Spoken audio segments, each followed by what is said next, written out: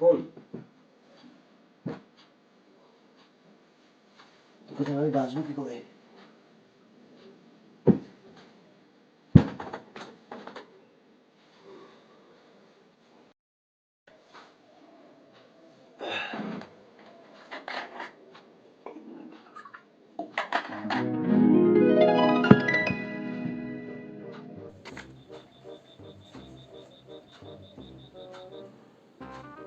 প্রিয় মালিক, তুমি একটু বিরতি নাও।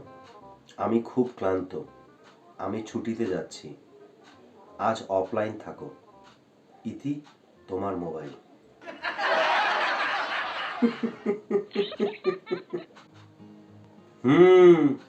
মোবাইলও ছুটি চাইছে, আর আমরা মনে হয় আমাদেরও একটু ছুটি নেওয়া দরকার, কি তাই না?